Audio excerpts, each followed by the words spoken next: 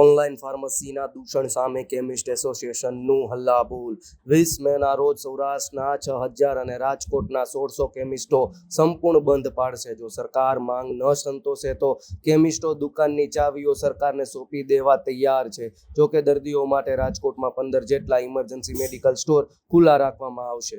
માનદ મંત્રી સૌરાષ્ટ્ર કેમિશન રગીશ એસોસિએશન 20 મેના રોજ ભારત બંધ અમારી માતૃ સંસ્થા AICD આપેલ છે.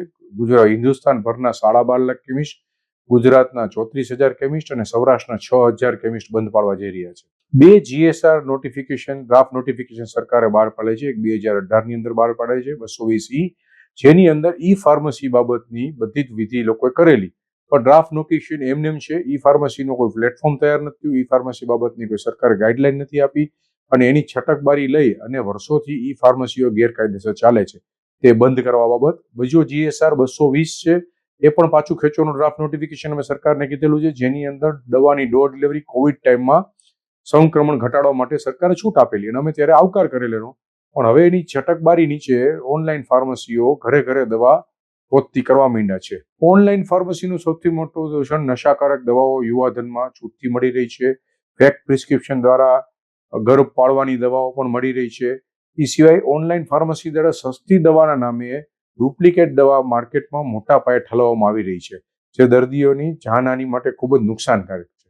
આગામી દિવસોની અંદર જો સરકાર માનશે નહીં તો અમે 2 મુદ્દતથી ચોક્કસ સ્ટ્રાઇક ઉપર પણ જવાની ગણતરી છે અને અમે લોકો બધી જ અમારી ચાવી સરકારના જે તે ખાતામાં ડિપાર્ટમેન્ટમાં જમા કરાવી દેશું કે હવે અમારાથી દવાની દુકાન ચાલે એમ નથી, તો આપ ચલાવો.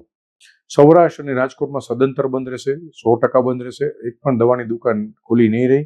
ઇમરજન્સી દવા જે કાંઈ જરૂરિયાત હોય તે લોકોએ અગાઉ લઈ લેવી. ઇમરજન્સી પેશન્ટ્સ માટે અમે લોકોએ અલગથી વ્યવસ્થા કરેલી છે, જેથી કરીને કોઈ દર્દી હેરાન ન થાય. સાહેબ, આ બંધ જ અમે લોકો દર્દીના હિતમાં રાખેલું છે.